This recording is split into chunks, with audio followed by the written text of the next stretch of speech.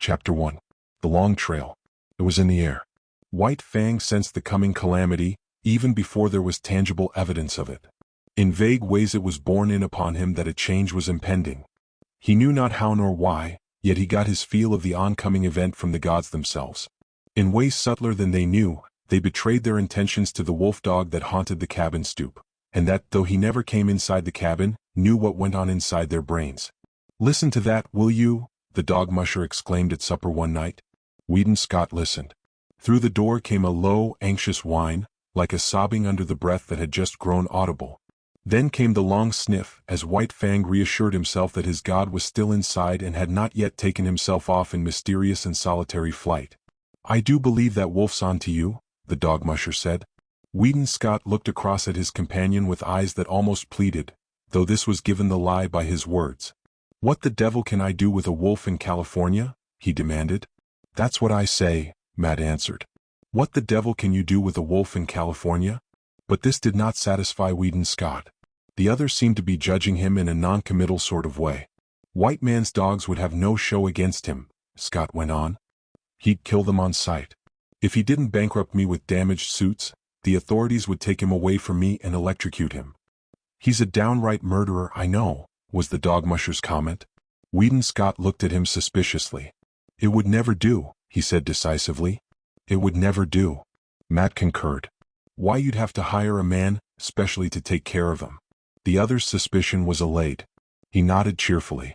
In the silence that followed, the low, half-sobbing whine was heard at the door and then the long, questing sniff. "There's no denying he thinks a hell of a lot of you," Matt said. The other glared at him in sudden wrath. "Damn it all, man. I know my own mind and what's best. I'm agreeing with you only—" "Only what?" Scott snapped out. "Only," the dog musher began softly, then changed his mind and betrayed a rising anger of his own. "Well, you needn't get so all-fired head up about it. Judgin' by your actions one think you didn't know your own mind." Weedon Scott debated with himself for a while and then said more gently, "You are right, Matt. I don't know my own mind and that's what's the trouble. Why, it would be rank ridiculousness for me to take that dog along," he broke out after another pause. "I'm agreeing with you," was Matt's answer, and again his employer was not quite satisfied with him. "But how in the name of the great Sardanapalus he knows you're going, is what gets me," the dog musher continued innocently. "It's beyond me, Matt," Scott answered with a mournful shake of the head. Then came the day when, through the open cabin door, White Fang saw the fatal grip on the floor and the love master packing things into it. Also, there were comings and goings, and the erstwhile placid atmosphere of the cabin was vexed with strange perturbations and unrest. Here was indubitable evidence. White Fang had already scented it. He now reasoned it. His god was preparing for another flight. And since he had not taken him with him before, so, now he could look to be left behind. That night he lifted the long wolf howl. As he had howled in his puppy days, when he fled back from the wild to the village to find it vanished and naught but a rubbish heap to mark the site of Gray Beaver's teepee, so now he pointed his muzzle to the cold stars and told to them his woe. Inside the cabin the two men had just gone to bed. "He's gone off his food again," Matt remarked from his bunk. There was a grunt from Weedon Scott's bunk and a stir of blankets. "From the way he cut up the other time you went away, I wouldn't wonder this time but what he died." The blankets in the other bunk stirred irritably. "Oh, shut up," Scott cried out through the darkness. "You nag worse than a woman." "I'm agreeing with you," the dog musher answered, and Weedon Scott was not quite sure whether or not the other had snickered. The next day White Fang's anxiety and restlessness were even more pronounced. He dogged his master's heels whenever he left the cabin, and haunted the front stoop when he remained inside. Through the open door he could catch glimpses of the luggage on the floor. The grip had been joined by 2 large canvas bags and a box. Matt was rolling the master's blankets and fur robe inside a small tarpaulin. White Fang whined as he watched the operation.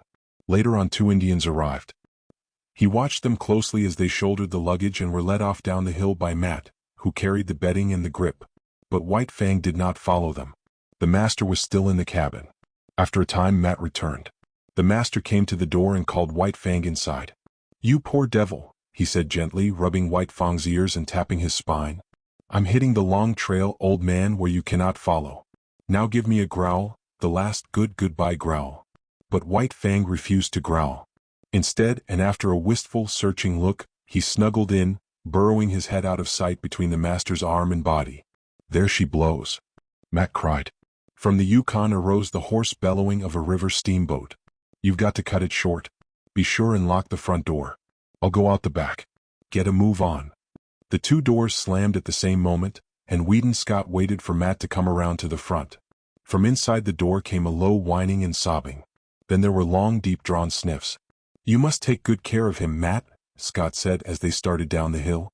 "Write and let me know how he gets along." "Sure," the dog musher answered. "But listen to that, will you?" Both men stopped. White Fang was howling as dogs howl when their masters lie dead. He was voicing an utter woe, his cry bursting upward in great heart-breaking rushes, dying down into quavering misery, and bursting upward again with a rush upon rush of grief. The Aurora was the first steamboat of the year for the outside, and her decks were jammed with prosperous adventurers and broken gold seekers, all equally as mad to get to the outside as they had been originally to get to the inside. Near the gangplank, Scott was shaking hands with Matt, who was preparing to go ashore. But Matt's hand went limp in the other's grasp as his gaze shot past and remained fixed on something behind him. Scott turned to see. Sitting on the deck several feet away and watching wistfully was White Fang. The dog musher swore softly in awe-stricken accents. Scott could only look in wonder. "Did you lock the front door?" Matt demanded. The other nodded and asked, "How about the back?" "You just bet I did," was the fervent reply. White Fang flattened his ears ingratiatingly, but remained where he was, making no attempt to approach. "I'll have to take him ashore with me." Matt made a couple of steps toward White Fang, but the latter slid away from him. The dog musher made a rush of it, and White Fang dodged between the legs of a group of men. Ducking, turning, doubling, he slid about the deck, eluding the other's efforts to capture him. But when the love master spoke, White Fang came to him with prompt obedience. "Won't come to the hand that's fed him all these months," the dog musher muttered resentfully. "And you ain't never fed him after them first days of gettin' acquainted. I'm blamed if I can see how he works it out that you're the boss."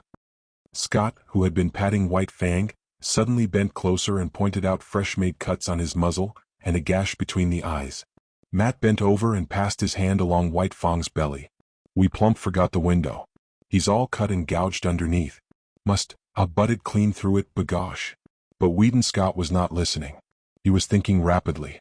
The Aurora's whistle hooted a final announcement of departure. Men were scurrying down the gangplank to the shore. Matt loosened the bandana from his own neck and started to put it around White Fang's. Scott grasped the dog musher's hand. "Goodbye, Matt, old man. About the wolf, you needn't write. You see I've—" "What?" the dog musher exploded. "You don't mean to say—" "The very thing I mean. Here's your bandana. I'll write to you about him." Matt paused halfway down the gangplank. "He'll never stand the climate," he shouted back. "Unless you clip him in warm weather." The gangplank was hauled in, and the Aurora swung out from the bank. Weedon Scott waved a last goodbye. Then he turned and bent over White Fang standing by his side. "Now growl, damn you, growl," he said as he patted the responsive head and rubbed the flattening ears. Chapter 2. The Southland. White Fang landed from the steamer in San Francisco. He was appalled. Deep in him, below any reasoning process or act of consciousness, he had associated power with Godhead. And never had the white men seemed such marvelous gods as now, when he trod the slimy pavement of San Francisco. The log cabins he had known were replaced by towering buildings. The streets were crowded with perils, wagons, carts, automobiles, great, straining horses pulling huge trucks, and monstrous cable and electric cars hooting and clanging through the midst, screeching their insistent menace after the manner of the lynxes he had known in the northern woods. All this was the manifestation of power. Through it all, behind it all, was man governing and controlling, expressing himself as of old by his mastery over matter. It was colossal, stunning. White Fang was awed. Fear sat upon him. As in his cubhood he had been made to feel his smallness and puniness on the day he first came in from the wild to the village of Gray Beaver, so now in his full-grown stature and pride of strength, he was made to feel small and puny. And there were so many gods. He was made dizzy by the swarming of them. The thunder of the streets smote upon his ears. He was bewildered by the tremendous and endless rush and movement of things. As never before he felt his dependence on the love master, close at whose heels he followed, no matter what happened never losing sight of him. But White Fang was to have no more than a nightmare vision of the city, an experience that was like a bad dream, unreal and terrible, that haunted him for long after in his dreams. He was put into a baggage car by the master, chained in a corner in the midst of heaped trunks and valises. Here a squat and brawny god held sway with much noise, hurling trunks and boxes about, dragging them in through the door and tossing them into the piles, or flinging them out of the door, smashing and crashing, to other gods who awaited them. And here, in this inferno of luggage, was White Fang deserted by the master. Or at least White Fang thought he was deserted, until he smelled out the master's canvas clothes bags alongside of him, and proceeded to mount guard over them. "'Bout time you come," growled the god of the car an hour later when Weedon Scott appeared at the door. "That dog of yourn won't let me lay a finger on your stuff." White Fang emerged from the car. He was astonished. The nightmare city was gone. The car had been to him no more than a room in a house, and when he had entered it the city had been all around him. In the interval the city had disappeared. The roar of it no longer dinned upon his ears. Before him was smiling country, streaming with sunshine, lazy with quietude. But he had little time to marvel at the transformation. He accepted it as he accepted all the unaccountable doings and manifestations of the gods. It was their way. There was a carriage waiting. A man and a woman approached the master. The woman's arms went out and clutched the master around the neck, a hostile act. The next moment Weedon Scott had torn loose from the embrace and closed with White Fang, who had become a snarling, raging demon. "It's all right, mother," Scott was saying as he kept tight hold of White Fang and placated him. "He thought you were going to injure me and he wouldn't stand for it. It's all right. It's all right. He'll learn soon enough. And in the meantime I may be permitted to love my son when his dog is not around," she laughed, though she was pale and weak from the fright. She looked at White Fang, who snarled and bristled and glared malevolently. "He'll have to learn and he shall without postponement," Scott said. He spoke softly to White Fang until he had quieted him, then his voice became firm. "Down, sir. Down with you." This had been one of the things taught him by the master, and White Fang obeyed, though he lay down reluctantly and sullenly. "Now, mother." Scott opened his arms to her, but kept his eyes on White Fang. "Down," he warned. "Down." White Fang, bristling silently, half-crouching as he rose, sank back and watched the hostile act repeated. But no harm came of it, nor of the embrace from the strange man-god that followed. Then the clothes bags were taken into the carriage, the strange gods and the love-master followed, and White Fang pursued, now running vigilantly behind, now bristling up to the running horses and warning them that he was there to see that no harm befell the god they dragged so swiftly across the earth. At the end of 15 minutes, the carriage swung in through a stone gateway and on between a double row of arched and interlacing walnut trees. On either side stretched lawns, their broad sweep broken here and there by great sturdy-limbed oaks. In the near distance, in contrast with the young green of the tended grass, sunburnt hayfields showed tan and gold, while beyond were the tawny hills and upland pastures. From the head of the lawn, on the first soft swell from the valley level, looked down the deep-porched, many-windowed house. Little opportunity was given White Fang to see all this. Hardly had the carriage entered the grounds, when he was set upon by a sheep-dog, bright-eyed, sharp-muzzled, righteously indignant and angry. It was between him and the master, cutting him off. White Fang snarled no warning, but his hair bristled as he made his silent and deadly rush. This rush was never completed. He halted with awkward abruptness, with stiff forelegs bracing himself against his momentum, almost sitting down on his haunches, so desirous was he of avoiding contact with the dog he was in the act of attacking. It was a female, and the law of his kind thrust a barrier between. For him to attack her would require nothing less than a violation of his instinct. But with the sheepdog it was otherwise. Being a female, she possessed no such instinct. On the other hand, being a sheepdog, her instinctive fear of the wild, and especially of the wolf, was unusually keen. White Fang was to her a wolf, the hereditary marauder who had preyed upon her flocks from the time sheep were first herded and guarded by some dim ancestor of hers. And so, as he abandoned his rush at her and braced himself to avoid the contact, she sprang upon him. He snarled involuntarily as he felt her teeth in his shoulder, but beyond this made no offer to hurt her. He backed away, stiff-legged with self-consciousness, and tried to go around her. He dodged this way and that and curved and turned, but to no purpose. She remained always between him and the way he wanted to go. "Here, Kali," called the strange man in the carriage. Weedon Scott laughed. "Never mind, father. It is good discipline. White Fang will have to learn many things, and it's just as well that he begins now. He'll adjust himself all right." The carriage drove on, and still Kali blocked White Fang's way. He tried to outrun her by leaving the drive and circling across the lawn, but she ran on the inner and smaller circle, and was always there, facing him with her 2 rows of gleaming teeth. Back he circled, across the drive to the other lawn, and again she headed him off. The carriage was bearing the master away. White Fang caught glimpses of it disappearing amongst the trees. The situation was desperate. He essayed another circle.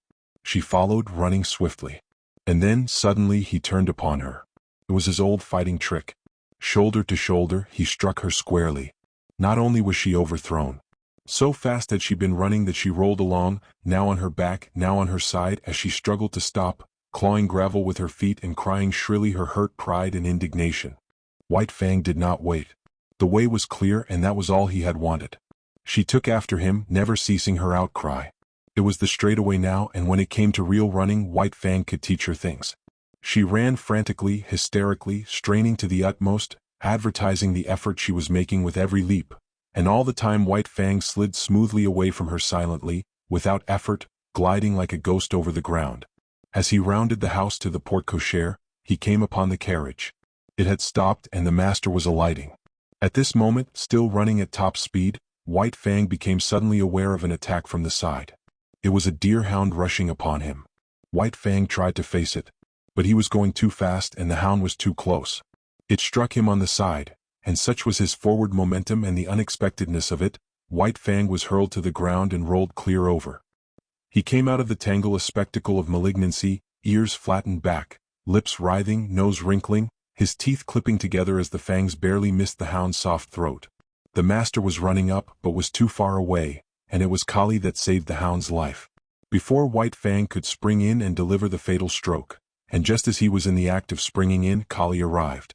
She had been outmaneuvered and outrun, to say nothing of her having been unceremoniously tumbled in the gravel, and her arrival was like that of a tornado, made up of offended dignity, justifiable wrath, and instinctive hatred for this marauder from the wild. She struck White Fang at right angles in the midst of his spring, and again he was knocked off his feet and rolled over. The next moment the master arrived and with one hand held White Fang while the father called off the dogs. "I say, this is a pretty warm reception for a poor lone wolf from the Arctic," the master said, while White Fang calmed down under his caressing hand. "In all his life he's only been known once to go off his feet, and here he's been rolled twice in 30 seconds. The carriage had driven away, and other strange gods had appeared from out the house.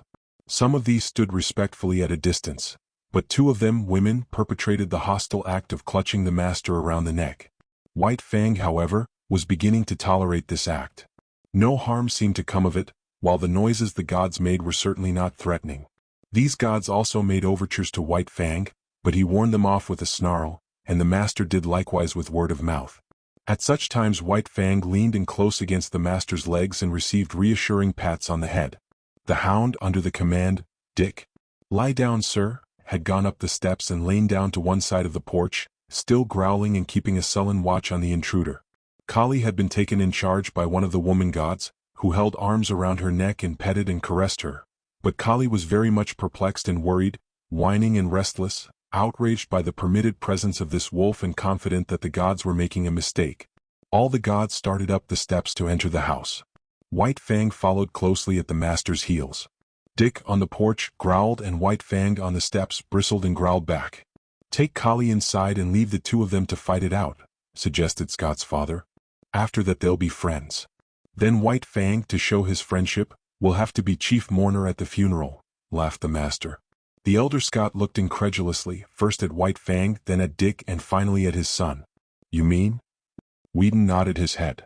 "I mean just that. You'd have a dead Dick inside 1 minute, 2 minutes at the farthest." He turned to White Fang. "Come on, you wolf. It's you that'll have to come inside." White Fang walked stiff-legged up the steps and across the porch, with tail rigidly erect, keeping his eyes on Dick to guard against a flank attack, and at the same time prepared for whatever fierce manifestation of the unknown that might pounce out upon him from the interior of the house. But no thing of fear pounced out, and when he had gained the inside he scouted carefully around, looking at it and finding it not. Then he lay down with a contented grunt at the master's feet, observing all that went on, ever ready to spring to his feet and fight for life with the terrors he felt must lurk under the trap roof of the dwelling. Chapter 3. The God's Domain. Not only was White Fang adaptable by nature, but he had traveled much and knew the meaning and necessity of adjustment. Here in Sierra Vista, which was the name of Judge Scott's place, White Fang quickly began to make himself at home. He had no further serious trouble with the dogs. They knew more about the ways of the Southland gods than did he, and in their eyes he had qualified when he accompanied the gods inside the house. Wolf that he was, and unprecedented as it was, the gods had sanctioned his presence, and they, the dogs of the gods, could only recognize this sanction. Dick, perforce, had to go through a few stiff formalities at first, after which he calmly accepted White Fang as an addition to the premises. Had Dick had his way, they would have been good friends, but White Fang was averse to friendship. All he asked of other dogs was to be let alone. His whole life he had kept aloof from his kind, and he still desired to keep aloof. Dick's overtures bothered him, so he snarled Dick away. In the north he had learned the lesson that he must let the master's dogs alone, and he did not forget that lesson now.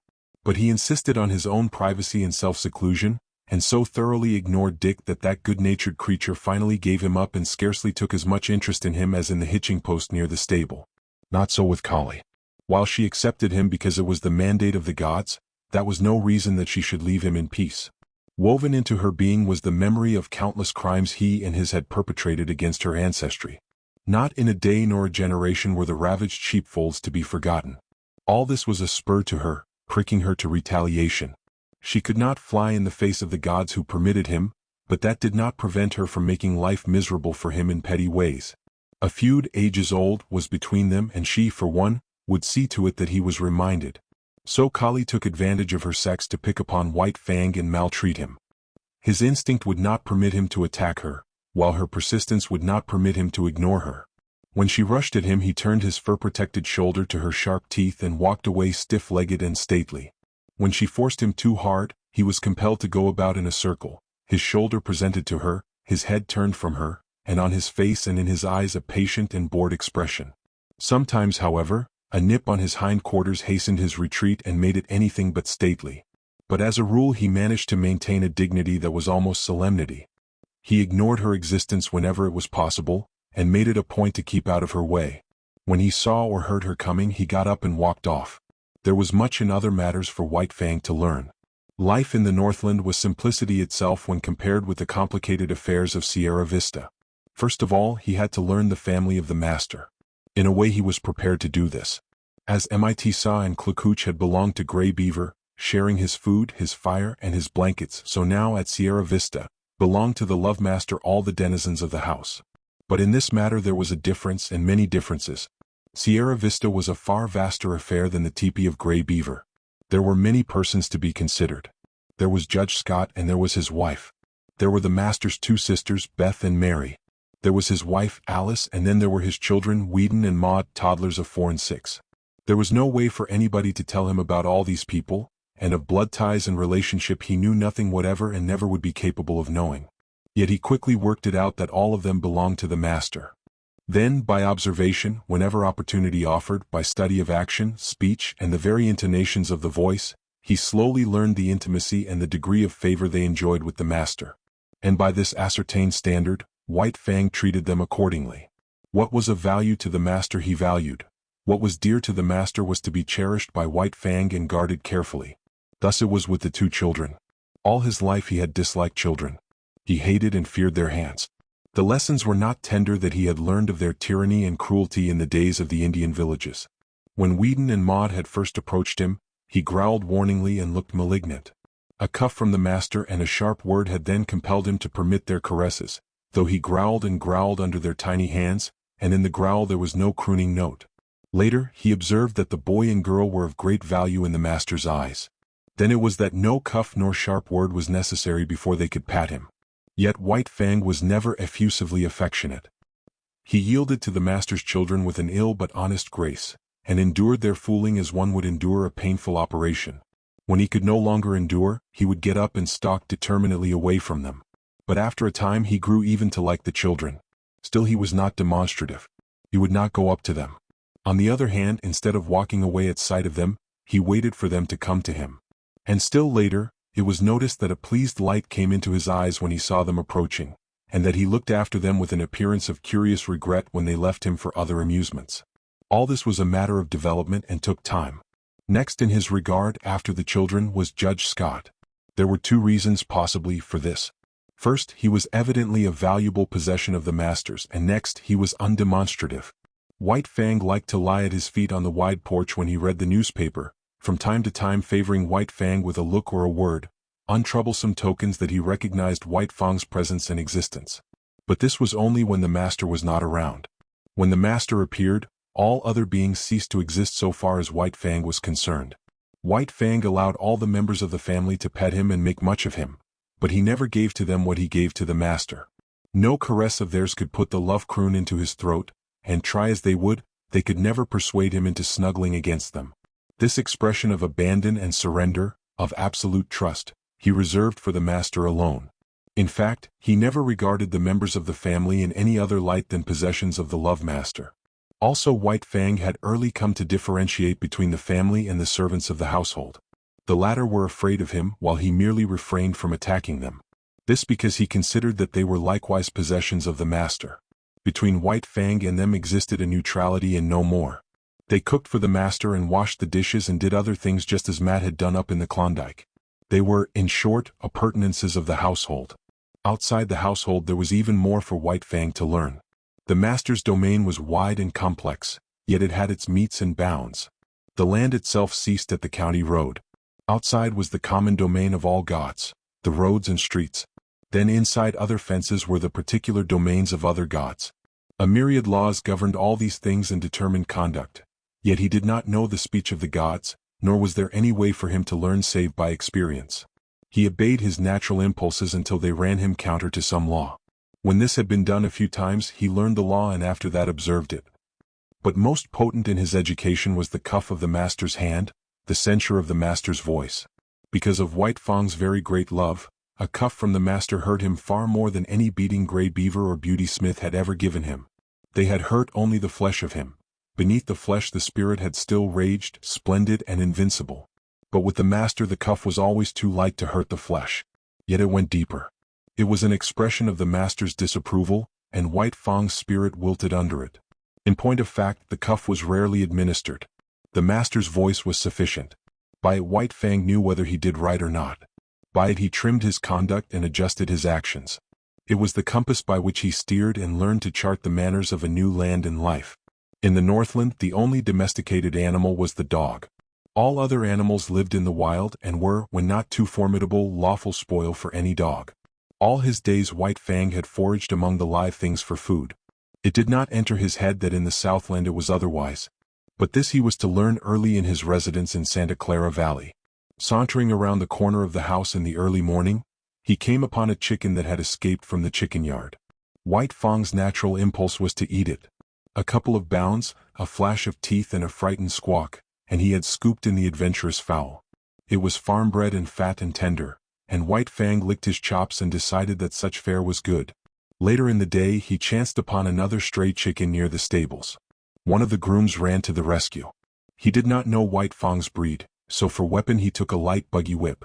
At the first cut of the whip, White Fang left the chicken for the man. A club might have stopped White Fang but not a whip.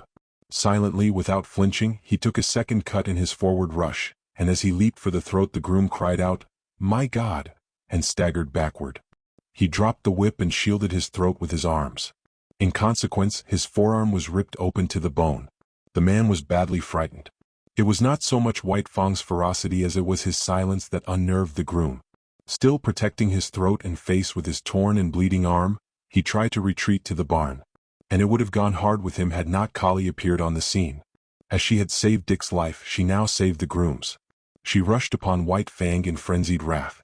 She had been right. She had known better than the blundering gods. All her suspicions were justified. Here was the ancient marauder up to his old tricks again. The groom escaped into the stables, and White Fang backed away before Collie's wicked teeth, or presented his shoulder to them and circled round and round.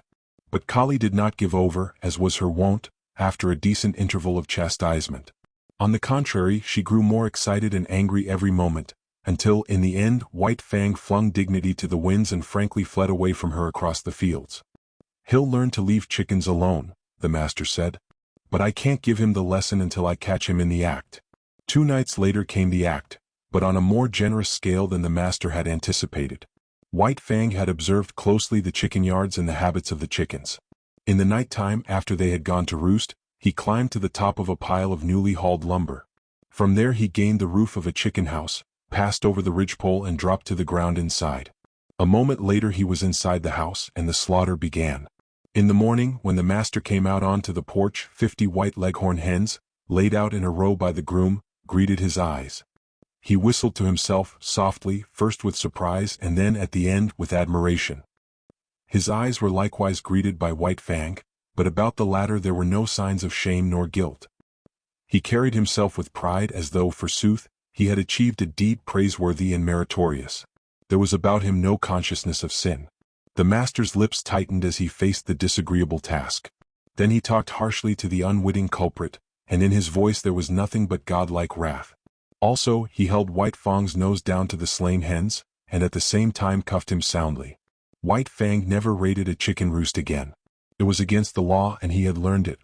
Then the master took him into the chicken yards.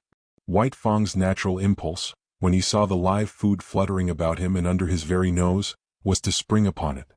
He obeyed the impulse but was checked by the master's voice. They continued in the yards for half an hour. Time and again the impulse surged over White Fang, and each time as he yielded to it, he was checked by the master's voice. Thus it was he learned the law, and ere he left the domain of the chickens, he had learned to ignore their existence. You can never cure a chicken killer. Judge Scott shook his head sadly at luncheon table, when his son narrated the lesson he had given White Fang. Once they've got the habit and the taste of blood. Again he shook his head sadly. But Weedon Scott did not agree with his father. I'll tell you what I'll do, he challenged finally. I'll lock White Fang in with the chickens all afternoon. But think of the chickens, objected the judge. And furthermore, the son went on, for every chicken he kills, I'll pay you $1 gold coin of the realm. But you should penalize father too, interposed Beth. Her sister seconded her, and a chorus of approval arose from around the table. Judge Scott nodded his head in agreement. All right. Weedon Scott pondered for a moment. And if, at the end of the afternoon, White Fang hasn't harmed a chicken, for every 10 minutes of the time he has spent in the yard, you will have to say to him, gravely and with deliberation, just as if you were sitting on the bench and solemnly passing judgment, White Fang, you are smarter than I thought. From hidden points of vantage the family watched the performance. But it was a fizzle. Locked in the yard and there deserted by the master, White Fang lay down and went to sleep. Once he got up and walked over to the trough for a drink of water. The chickens he calmly ignored. So far as he was concerned they did not exist.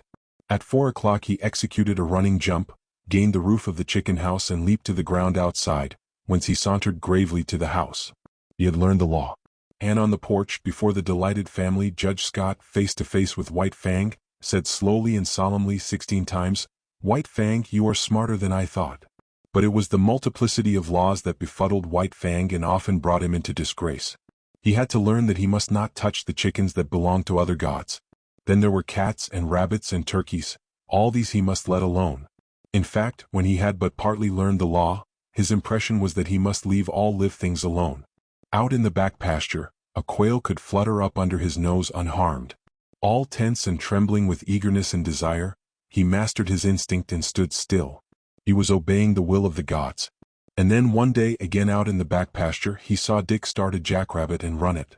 The master himself was looking on and did not interfere. Nay, he encouraged White Fang to join in the chase. And thus he learned that there was no taboo on jackrabbits. In the end he worked out the complete law. Between him and all domestic animals there must be no hostilities. If not amity, at least neutrality must obtain. But the other animals, the squirrels and quail and cottontails, were creatures of the wild who had never yielded allegiance to man. They were the lawful prey of any dog. It was only the tame that the gods protected, and between the tame deadly strife was not permitted. The gods held the power of life and death over their subjects, and the gods were jealous of their power. Life was complex in the Santa Clara Valley after the simplicities of the Northland. And the chief thing demanded by these intricacies of civilization was control, restraint, a poise of self that was as delicate as the fluttering of gossamer wings and at the same time as rigid as steel. Life had 1,000 faces, and White Fang found he must meet them all. Thus, when he went to town into San Jose, running behind the carriage or loafing about the streets when the carriage stopped, life flowed past him, deep and wide and varied, continually impinging upon his senses, demanding of him instant and endless adjustments and correspondences, and compelling him almost always to suppress his natural impulses. There were butcher shops where meat hung within reach. This meat he must not touch. There were cats at the houses the master visited that must be let alone. And there were dogs everywhere that snarled at him and that he must not attack. And then, on the crowded sidewalks there were persons innumerable whose attention he attracted. They would stop and look at him, point him out to one another, examine him, talk of him, and, worst of all, pat him. And these perilous contacts from all these strange hands he must endure. Yet this endurance he achieved. Furthermore, he got over being awkward and self-conscious. In a lofty way he received the attentions of the multitudes of strange gods. With condescension he accepted their condescension. On the other hand, there was something about him that prevented great familiarity. They patted him on the head and passed on, contented and pleased with their own daring. But it was not all easy for White Fang. Running behind the carriage in the outskirts of San Jose, he encountered certain small boys who made a practice of flinging stones at him. Yet he knew that it was not permitted him to pursue and drag them down. Here he was compelled to violate his instinct of self-preservation, and violate it he did, for he was becoming tame and qualifying himself for civilization. Nevertheless, White Fang was not quite satisfied with the arrangement. He had no abstract ideas about justice and fair play. But there is a certain sense of equity that resides in life, and it was this sense in him that resented the unfairness of his being permitted no defense against the stone throwers. He forgot that in the covenant entered into between him and the gods they were pledged to care for him and defend him. But one day the master sprang from the carriage, whip in hand, and gave the stone throwers a thrashing. After that they threw stones no more, and White Fang understood and was satisfied. One other experience of similar nature was his. On the way to town, hanging around the saloon at the crossroads, were 3 dogs that made a practice of rushing out upon him when he went by. Knowing his deadly method of fighting, the master had never ceased impressing upon White Fang the law that he must not fight. As a result, having learned the lesson well, White Fang was hard put whenever he passed the crossroads saloon. After the first rush, each time, his snarl kept the 3 dogs at a distance, but they trailed along behind, yelping and bickering and insulting him. This endured for some time. The men at the saloon even urged the dogs on to attack White Fang. One day they openly sicked the dogs on him. The master stopped the carriage. "Go to it," he said to White Fang. But White Fang could not believe. He looked at the master and he looked at the dogs. Then he looked back eagerly and questioningly at the master. The master nodded his head. "Go to them, old fellow. Eat them up." White Fang no longer hesitated. He turned and leaped silently among his enemies. All 3 faced him. There was a great snarling and growling, a clashing of teeth and a flurry of bodies. The dust of the road arose in a cloud and screened the battle. But at the end of several minutes 2 dogs were struggling in the dirt and the third was in full flight. He leaped a ditch, went through a rail fence and fled across a field. White Fang followed, sliding over the ground in wolf fashion and with wolf speed, swiftly and without noise, and in the center of the field he dragged down and slew the dog. With this triple killing his main troubles with dogs ceased. The word went up and down the valley, and men saw to it that their dogs did not molest the fighting wolf. Chapter 4. The Call of Kind. The months came and went. There was plenty of food and no work in the Southland, and White Fang lived fat and prosperous and happy. Not alone was he in the geographical Southland, for he was in the Southland of life. Human kindness was like a sun shining upon him, and he flourished like a flower planted in good soil. And yet he remained somehow different from other dogs.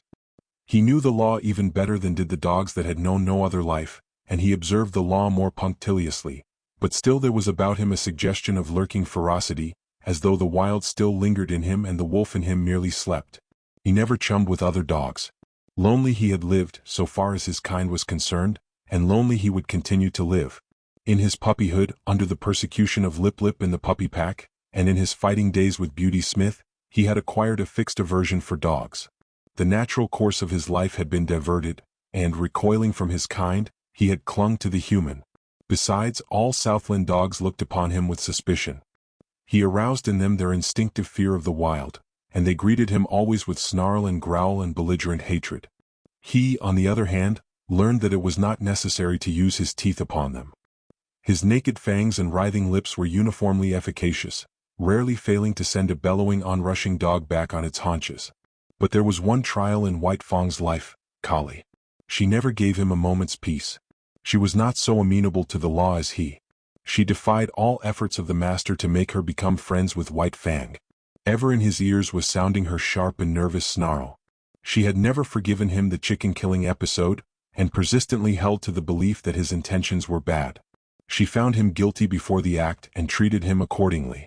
She became a pest to him, like a policeman following him around the stable and the hounds, and if he even so much as glanced curiously at a pigeon or chicken, bursting into an outcry of indignation and wrath. His favorite way of ignoring her was to lie down, with his head on his forepaws and pretend sleep. This always dumbfounded and silenced her. With the exception of Kali, all things went well with White Fang. He had learned control and poise and he knew the law. He achieved a staidness and calmness and philosophic tolerance. He no longer lived in a hostile environment. Danger and hurt and death did not lurk everywhere about him. In time, the unknown, as a thing of terror and menace ever impending, faded away. Life was soft and easy. It flowed along smoothly, and neither fear nor foe lurked by the way. He missed the snow without being aware of it. An unduly long summer would have been his thought had he thought about it. As it was, he merely missed the snow in a vague, subconscious way. In the same fashion, especially in the heat of summer when he suffered from the sun, he experienced faint longings for the Northland. Their only effect upon him, however, was to make him uneasy and restless without his knowing what was the matter. White Fang had never been very demonstrative. Beyond his snuggling and the throwing of a crooning note into his love growl, he had no way of expressing his love. Yet it was given him to discover a third way. He had always been susceptible to the laughter of the gods. Laughter had affected him with madness, made him frantic with rage. But he did not have it in him to be angry with the love master, and when that god elected to laugh at him in a good-natured, bantering way, he was nonplussed. He could feel the pricking and stinging of the old anger as it strove to rise up in him, but it strove against love. He could not be angry, yet he had to do something. At first he was dignified and the master laughed the harder. Then he tried to be more dignified and the master laughed harder than before. In the end, the master laughed him out of his dignity. His jaws slightly parted, his lips lifted a little, and a quizzical expression that was more love than humor came into his eyes. He had learned to laugh. Likewise he learned to romp with the master, to be tumbled down and rolled over, and be the victim of innumerable rough tricks. In return he feigned anger, bristling and growling ferociously, and clipping his teeth together in snaps that had all the seeming of deadly intention. But he never forgot himself. Those snaps were always delivered on the empty air. At the end of such a romp, when blow and cuff and snap and snarl were fast and furious, they would break off suddenly and stand several feet apart, glaring at each other. And then, just as suddenly, like the sun rising on a stormy sea, they would begin to laugh. This would always culminate with the master's arms going around White Fang's neck and shoulders while the latter crooned and growled his love song. But nobody else ever romped with White Fang. He did not permit it. He stood on his dignity, and when they attempted it, his warning snarl and bristling mane were anything but playful. That he allowed the master these liberties was no reason that he should be a common dog, loving here and loving there, everybody's property for a romp and good time. He loved with single heart and refused to cheapen himself for his love. The master went out on horseback a great deal, and to accompany him was one of White Fang's chief duties in life. In the Northland he had evidenced his fealty by toiling in the harness, but there were no sleds in the Southland, nor did dogs pack burdens on their backs. So he rendered fealty in the new way by running with the master's horse. The longest day never played White Fang out. His was the gait of the wolf, smooth, tireless and effortless, and at the end of 50 miles he would come in jauntily ahead of the horse. It was in connection with the riding that White Fang achieved one other mode of expression, remarkable in that he did it but twice in all his life. The first time occurred when the master was trying to teach a spirited thoroughbred the method of opening and closing gates without the rider's dismounting. Time and again and many times he ranged the horse up to the gate in the effort to close it, and each time the horse became frightened and backed and plunged away. It grew more nervous and excited every moment. When it reared, the master put the spurs to it and made it drop its forelegs back to earth, whereupon it would begin kicking with its hind legs. White Fang watched the performance with increasing anxiety until he could contain himself no longer, when he sprang in front of the horse and barked savagely and warningly. Though he often tried to bark thereafter, and the master encouraged him, he succeeded only once, and then it was not in the master's presence.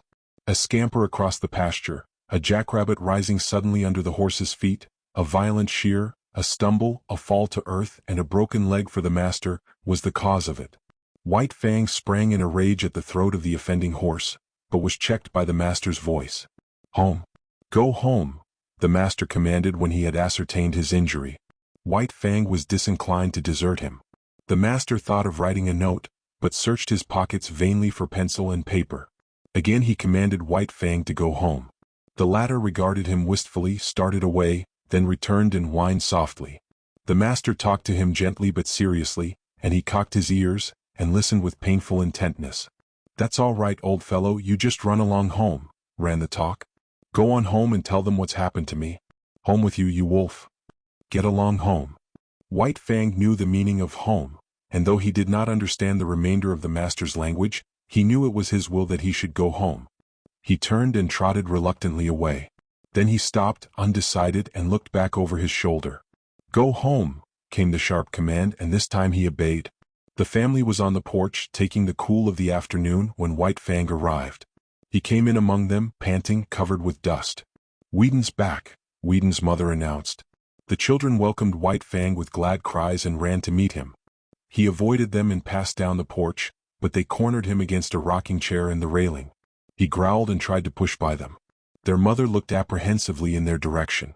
"I confess he makes me nervous around the children," she said. "I have a dread that he will turn upon them unexpectedly some day." Growling savagely, White Fang sprang out of the corner, overturning the boy and the girl. The mother called them to her and comforted them, telling them not to bother White Fang. "A wolf is a wolf," commented Judge Scott. "There is no trusting one." "But he is not all wolf," interposed Beth, standing for her brother in his absence. "You have only Whedon's opinion for that," rejoined the judge. "He merely surmises that there is some strain of dog in White Fang, but as he will tell you himself, he knows nothing about it. As for his appearance—" He did not finish his sentence. White Fang stood before him, growling fiercely. "Go away. Lie down, sir," Judge Scott commanded. White Fang turned to the lovemaster's wife. She screamed with fright as he seized her dress in his teeth and dragged on it till the frail fabric tore away. By this time he had become the center of interest. He had ceased from his growling and stood, head up, looking into their faces. His throat worked spasmodically but made no sound, while he struggled with all his body, convulsed with the effort to rid himself of the incommunicable something that strained for utterance. "I hope he is not going mad," said Whedon's mother.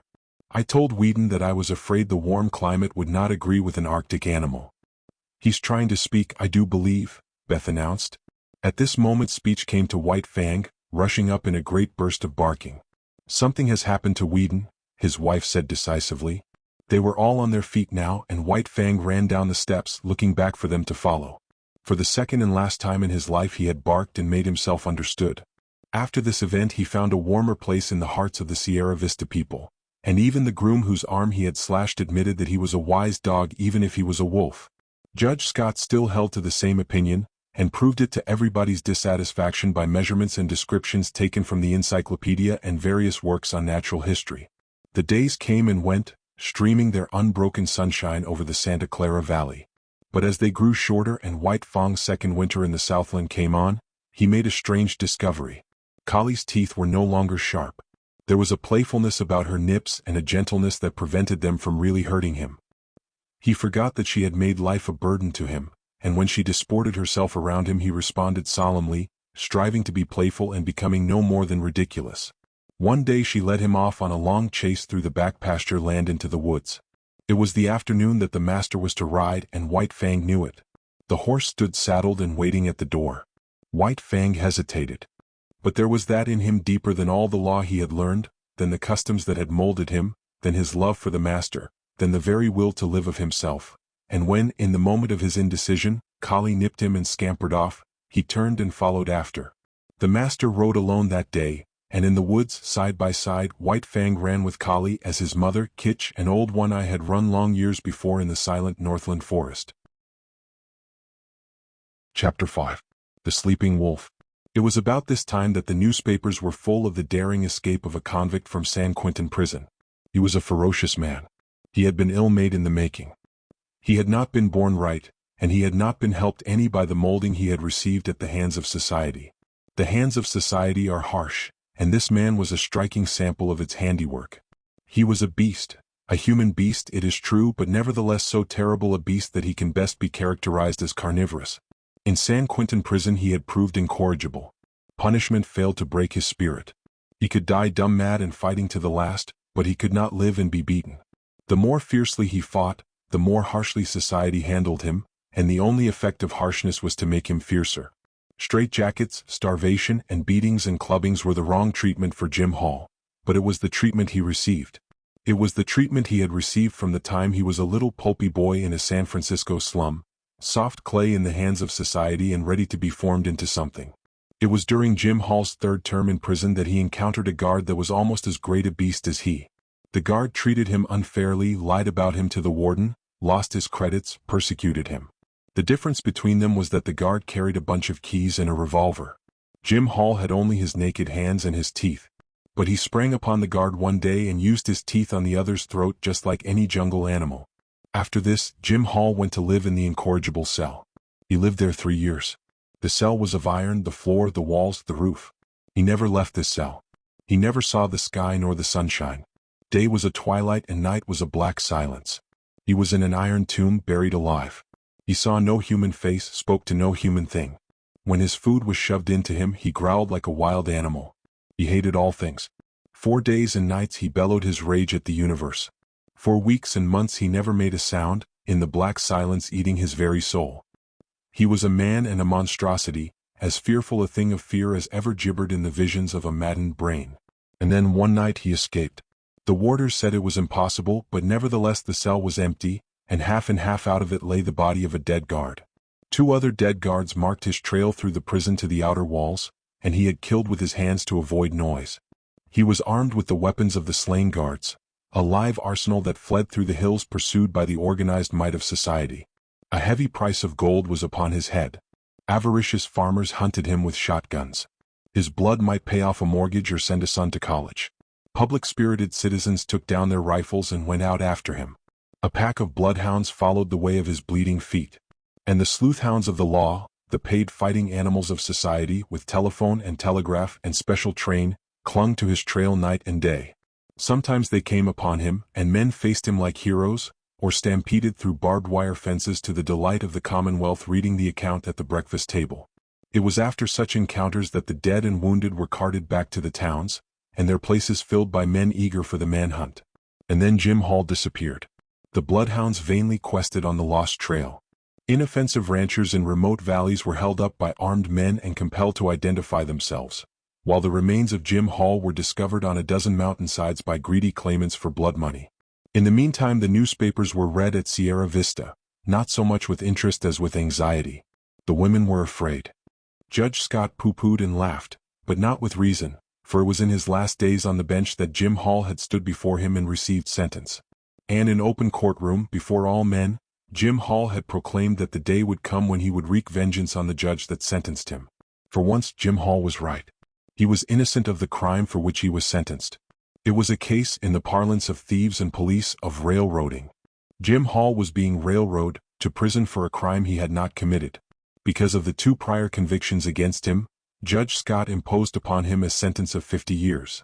Judge Scott did not know all things, and he did not know that he was party to a police conspiracy, that the evidence was hatched and perjured, that Jim Hall was guiltless of the crime charged. And Jim Hall, on the other hand, did not know that Judge Scott was merely ignorant. Jim Hall believed that the judge knew all about it and was hand in glove with the police in the perpetration of the monstrous injustice. So it was, when the doom of 50 years of living death was uttered by Judge Scott, that Jim Hall, hating all things in the society that misused him, rose up and raged in the courtroom until dragged down by half a dozen of his blue-coated enemies. To him, Judge Scott was the keystone in the arch of injustice, and upon Judge Scott he emptied the vials of his wrath and hurled the threats of his revenge yet to come. Then Jim Hall went to his living death, and escaped. Of all this White Fang knew nothing.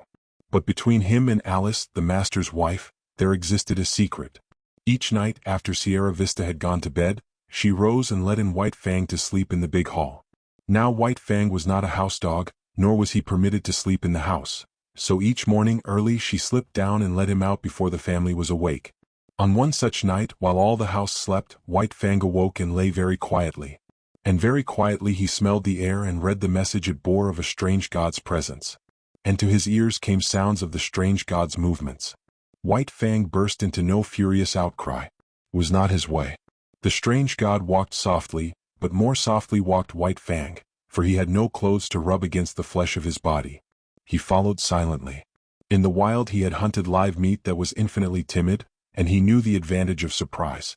The strange god paused at the foot of the great staircase and listened, and White Fang was as dead, so without movement was he as he watched and waited. Up that staircase the way led to the Love Master and to the Love Master's dearest possessions. White Fang bristled but waited. The strange god's foot lifted. He was beginning the ascent. Then it was that White Fang struck. He gave no warning, with no snarl anticipated his own action. Into the air he lifted his body in the spring that landed him on the strange god's back. White Fang clung with his forepaws to the man's shoulders, at the same time burying his fangs into the back of the man's neck. He clung on for a moment, long enough to drag the god over backward. Together they crashed to the floor. White Fang leaped clear, and as the man struggled to rise, was in again with the slashing fangs. Sierra Vista awoke in alarm. The noise from downstairs was as that of a score of battling fiends. There were revolver shots. A man's voice screamed once in horror and anguish. There was a great snarling and growling, and over all arose a smashing and crashing of furniture and glass. But almost as quickly as it had arisen, the commotion died away. The struggle had not lasted more than 3 minutes. The frightened household clustered at the top of the stairway. From below, as from out an abyss of blackness, came up a gurgling sound as of air bubbling through water. Sometimes this gurgle became sibilant, almost a whistle. But this too quickly died down and ceased. Then naught came up out of the blackness save a heavy panting of some creature struggling sorely for air. Weedon Scott pressed a button, and the staircase and downstairs hall were flooded with light. Then he and Judge Scott, revolvers in hand, cautiously descended. There was no need for this caution. White Fang had done his work. In the midst of the wreckage of overthrown and smashed furniture, partly on his side, his face hidden by an arm, lay a man. Weedon Scott bent over, removed the arm and turned the man's face upward. A gaping throat explained the manner of his death. "Jim Hall," said Judge Scott, and father and son looked significantly at each other. Then they turned to White Fang. He too was lying on his side. His eyes were closed, but the lids slightly lifted in an effort to look at them as they bent over him, and the tail was perceptibly agitated in a vain effort to wag. Weedon Scott patted him, and his throat rumbled an acknowledging growl. But it was a weak growl at best, and it quickly ceased. His eyelids drooped and went shut, and his whole body seemed to relax and flatten out upon the floor. "He's all in, poor devil," muttered the master. "We'll see about that," asserted the judge as he started for the telephone. "Frankly, he has 1 chance in 1,000, announced the surgeon, after he had worked an hour and a half on White Fang. Dawn was breaking through the windows and dimming the electric lights. With the exception of the children, the whole family was gathered about the surgeon to hear his verdict. "1 broken hind leg," he went on. 3 broken ribs, 1 at least of which has pierced the lungs. He has lost nearly all the blood in his body. There is a large likelihood of internal injuries. He must have been jumped upon. To say nothing of 3 bullet holes clear through him. 1 chance in 1,000 is really optimistic. He hasn't a chance in 10,000. But he mustn't lose any chance that might be of help to him," Judge Scott exclaimed. "Never mind expense. Put him under the X-ray, anything. Weedon, telegraph at once to San Francisco for Dr. Nichols. No reflection on you, doctor, you understand, but he must have the advantage of every chance." The surgeon smiled indulgently. "Of course I understand. He deserves all that can be done for him.